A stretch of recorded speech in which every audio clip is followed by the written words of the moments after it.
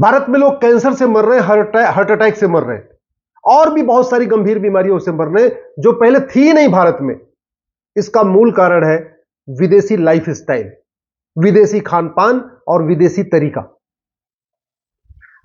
हमारे देश में ठंडा का मतलब कोका कोला बता दिया जाता है, लेकिन ठंडा का मतलब नारियल पानी होता है, ठंडा का मतलब जलजीरा होता है, ठंडा का मतलब जीरा सत्तू होता है, ठंडा का मतलब जो है गन्ने का जूस होता है। यह हमने बताया नहीं। हमारे देश में कहते हैं कुछ मीठा हो जाए, और मीठा का मतलब चॉकलेट, मीठा का मतलब गुड़ नहीं। धीरे धीरे धीरे पूरी तरीके से हम मानसिक रूप से गुलाम हो गए। नतीजा यह है, हमें हर विदेशी चीज अच्छी लग रही है, अपनी भारत की चीज बुरी लग रही है, और हम धीरे धीरे बीमारियों के अंदर घुसते चले जा रहे हैं। कहते हैं prevention is better than cure, लेकिन प्रिवेंशन पे काम ही नहीं हो रहा, केवल क्योर पे हो रहा है। बीमारियां क्यों आती हैं, बीमारियां ना आए, इस पे काम नहीं हो रहा है। हां, बीमारी हो जाए तो उसका इलाज होना चाहिए, उसके लिए हम एम्स बनाते चले जा रहे हैं। हम अपने बच्चों को स्कूल में पढ़ा ही नहीं रहे कि हवन करने से क्या लाभ होता है। हम अपने बच्चों को स्कूल में पढ़ा ही नहीं रहे कि कपालभाति, अनुलोम उद्गीत करने से, भ्रामरी प्राणायाम करने से क्या लाभ होता है। हम प्राइमरी के सिलेबस में, अपने जूनियर के सिलेबस में बच्चों को पढ़ा ही नहीं रहे कि सूर्य नमस्कार का क्या लाभ होता है और जिम जाने से क्या नुकसान होता है। याद रखिए, आधी बीमारियों की जड़ जिम है।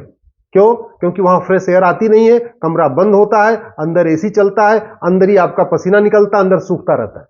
जबकि आप सूर्य के सामने सूर्य नमस्कार करते हैं तो आपका स्वेटिंग भी होती रहती है, सीधे आपको विटामिन डी भी मिलता रहता है, सूर्य की रोशनी भी मिलती रहती है। तो सूर्य नमस्कार प्रमोट नहीं हो रहा है, हां जिम खुलते चले जा रहे, तो बीमारियां तो आएंगी आएंगी। नदियों में स्नान करना हम भूल गए। नदियों में जब हम स्नान करते हैं, हमारा आधा शरीर पानी के अंदर होता है, आधा बाहर आता है। जब सूर्य की रोशनी आती है तो वहां कुछ इस तरीके के डेवलप होता है कि आपका कंप्लीट बॉडी जो है वो टॉक्सिन्स उसके निकल जाते हैं। हमने नदियों में स्नान करना बंद कर दिया। सूर्य को जल देने से कितने लाभ होते हैं हमने स्कूलों में बताया नहीं, बच्चों को पता ही नहीं है। सुबह 2 बार भोजन करने से क्या लाभ होता है और 4 बार भोजन करने से क्या नुकसान होता है हमने स्कूल में पढ़ाया नहीं। सूर्यास्त के पहले भोजन से क्या लाभ होता है और देर रात भोजन से क्या नुकसान होता है हमने स्कूल में पढ़ाया नहीं। सुबह क्या खाना चाहिए, क्या नहीं खाना चाहिए, शाम को क्या खाना चाहिए, क्या नहीं खाना चाहिए, हमने स्कूल में डाला ही नहीं। माला जप करने से क्या लाभ होता है, ध्यान करने से क्या लाभ होता है, ओम का उच्चारण करने से क्या लाभ होता है, भ्रामरी करने से क्या लाभ होता है, हमने बताया नहीं। अष्टांग योग क्या होता है हमने सिलेबस में डाला ही नहीं है। अल्टीमेटली हर वो चीज अच्छी लग रही है। सुबह नंगे पांव वॉक करने से, नंगे पांव टहलने से क्या लाभ होता है, जब मिट्टी टच होती है हमारे पैर में उससे क्या क्या लाभ होता है हमने बताया नहीं। तो लोग क्या कर रहे हैं, जूता पहन के वॉक करने जा रहे हैं। जूता पहन के वॉक करने से नुकसान उल्टा होता है। हमारी शरीर पृथ्वी से टच नहीं हो पा रही, हमारा जो वोल्टेज डेवलप हो रहा है शरीर में वो जीरो नहीं हो पा रहा है। कितनी सारी अनिद्रा की शिकायतें आ रही हैं, टेंशन बढ़ रहा है, सब कुछ हो रहा है, लेकिन हमने स्कूलों में डाला ही नहीं। हाँ, विदेशी कैसे वॉक करते हैं, किस तरीके से हाफ पैंट पहन के, जूता मोजा पहन के वॉक करते हैं, हम उसकी नकल कर रहे हैं। विदेशी कैसे ट्रैक सूट पहन के वॉक करते हैं, चश्मा लगा के वॉक करते हैं, हम उसकी नकल कर रहे हैं। विदेशी कैसे जिम में जाते हैं, हम उसकी नकल कर रहे हैं। फिल्मों में कहीं सूर्य नमस्कार तो दिखाया नहीं जाता, दंड बैठक दिखाया नहीं जाता, उठक बैठक दिखाया नहीं जाता, सूर्य को जल दिखाया नहीं जाता। फिल्मों में क्या दिखाया जाता है, बस जिम जाके बॉडी बना रहे बढ़िया, हमारे बच्चे वही सीखते जा रहे हैं। ये जो विदेशी शिक्षा है ना, और विदेशी चिकित्सा व्यवस्था, यही हमारे भारत को बर्बाद कर रही है। और ये जो एलोपैथिक सिस्टम है ये क्योर करता है, ये बीमारी होने पे इलाज करता है, प्रिवेंशन नहीं करता। जबकि जो भारत की चिकित्सा व्यवस्था है, योग, प्राणायाम, नेचुरोपैथी, आयुर्वेद, ये प्रिवेंशन करता है। ना हम आहार चिकित्सा सिखा रहे हैं बच्चों को, न प्राणायाम सिखा रहे हैं, न अष्टांग योग सिखा रहे हैं, न नेचुरोपैथी सिखा रहे हैं, न भारत की संस्कृति के बारे में हम सिखा ही नहीं रहे। आखिर फैक्ट्री हम खोलने का लाइसेंस दे रहे हैं, लेकिन उसमें जो प्रोडक्ट बनेगा उस प्रोडक्ट का हेल्थ पे क्या इंपैक्ट होगा, मन पे क्या इंपैक्ट होगा, उसका हेल्थ इंपैक्ट असेसमेंट नहीं करते, मेंटल इंपैक्ट असेसमेंट नहीं करते, सोशल इंपैक्ट असेसमेंट नहीं करते, इन्वायरमेंट इंपैक्ट असेसमेंट नहीं करते। तो कुछ भी हम लाइसेंस दे रहे हैं और बनते चले जा रहे हैं। अब समय आ गया है कि एक भारतीय चिकित्सा संहिता बनाई जाए, एक भारतीय स्वास्थ्य संहिता बनाई जाए, और prevention is better than cure, इस पे काम किया जाए। सबसे पहले मैं रिक्वेस्ट करता हूं सरकार से, प्रत्येक हॉस्पिटल में जो डॉक्टर है इसका कोटा फिक्स करिए कि 50% एलोपैथिक डॉक्टर होंगे और 50% डॉक्टर आयुर्वेद के होंगे, नेचुरोपैथी के होंगे, प्राकृतिक चिकित्सा के होंगे, आहार चिकित्सा करने वाले होंगे, एक्यूप्रेशर चिकित्सा करने वाले होंगे, क्योंकि ये इससे आपकी प्रिवेंशन होगा। एलोपैथिक सिस्टम जो है, जो आपकी सिंथेटिक ड्रग है, वो क्योर करती है, प्रिवेंट नहीं करती, बीमारी को पहले से नहीं रोकती है। जो मेडिकल का कोर्स है, इसके फर्स्ट ईयर में कॉमन सबको किया जाए, बाद में उसको चाहे एमबीबीएस करना है, बीएचएमएस करना है, बीएमएस करना है, यूनानी करना, होम्योपैथिक करना है, फर्स्ट ईयर का कोर्स कॉमन होना चाहिए। और फर्स्ट ईयर में सबको भारतीय जो ट्रेडिशनल मेडिसिन सिस्टम है उसको पढ़ाया जाए। फर्स्ट ईयर में सबको, जो भी डॉक्टर बनना चाहता है, चाहे वो एलोपैथी का डॉक्टर बनना चाहता है या आयुर्वेद का या होम्योपैथी को, फर्स्ट ईयर में सबको महर्षि चरक को पढ़ाया जाए, महर्षि सुश्रुत को पढ़ाया जाए, महर्षि शारंगधर को पढ़ाया जाए, महर्षि माधवकर को पढ़ाया जाए, महर्षि वाग्भट को पढ़ाया जाए, महर्षि पतंजलि को पढ़ाया जाए, आचार्य भाव प्रकाश को पढ़ाया जाए। इन्होंने जो रिसर्च किया उसको सिखाया जाए। हमारे वेदों में बहुत सारी बातें लिखी हैं, हमारे पुराणों में बहुत सारी बातें लिखी हैं, और अलग अलग हमारे ऋषियों मनीषियों ने बहुत सारी बातें लिखी। ट्रेडिशनल जो हमारा भारतीय चिकित्सा सिस्टम था उसको पहले पढ़ाया जाए, नाड़ी चिकित्सा को पढ़ाया जाए, आहार चिकित्सा को पढ़ाया जाए, योग प्राणायाम को सिखाया जाए। ये फर्स्ट ईयर में सबके लिए कॉमन होना चाहिए। डॉक्टर पहले ये तो सीख ले कि जो बीमारी आती है उसकी शुरुआत कहां से होती है, ये वात रोग क्या है, पित्त रोग क्या है, इसको पहले डॉक्टर तो समझ ले।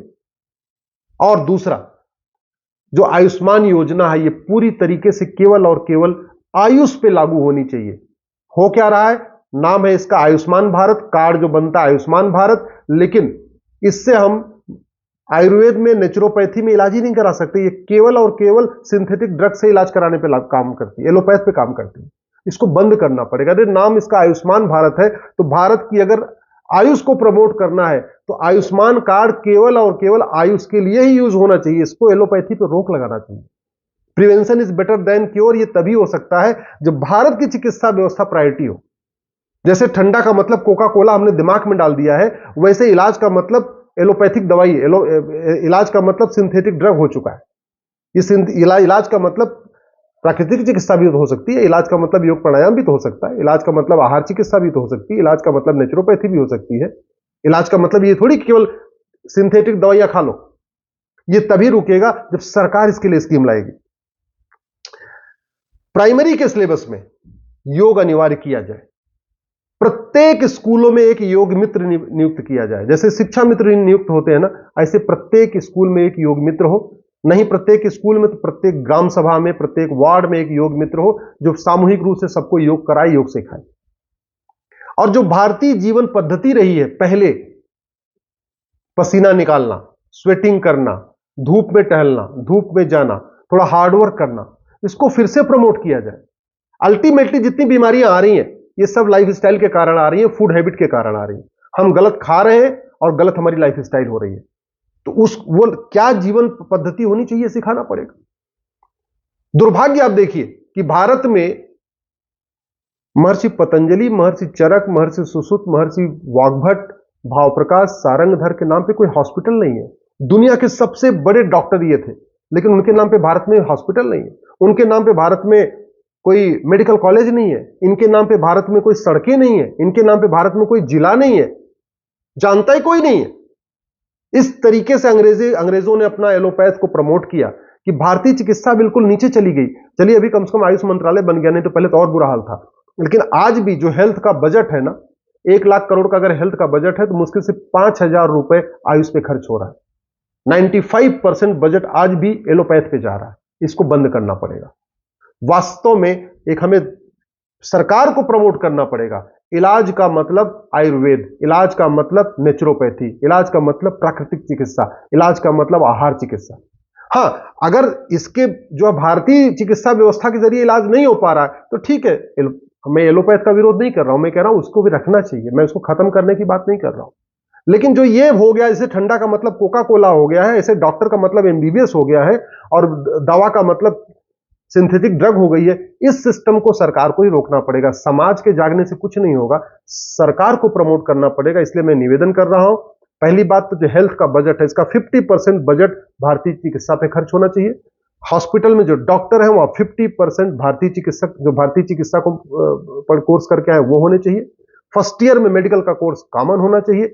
आयुष्मान कार्ड केवल और केवल जो भारतीय चिकित्सा के जरिए ही उसका उपयोग होना चाहिए। जो भारतीय चिकित्सा के जरिए इलाज कराए उस पे ही आयुष्मान कार्ड यूज होना चाहिए, ये विदेशी चिकित्सा पे नहीं। और पांचवी बात, स्कूल में, प्राइमरी स्कूलों में हमें दोबारा आहार चिकित्सा, प्राकृतिक चिकित्सा, योग चिकित्सा, व्यायाम चिकित्सा, नेचुरोपैथी, अष्टांग योग, इसको प्रमोट करना पड़ेगा, तब जाके बीमारी रुकेगी। नहीं तो ऐसे ही बीमारियां बढ़ती जाएंगी, लोग कैंसर से मरते जाएंगे, लोग जो है अलग अलग बीमारियों से मरते जाएंगे। और prevention is better than cure केवल किताबों में रह जाएगा, वास्तव में जमीन पे इसका कोई अर्थ नहीं बनेगा।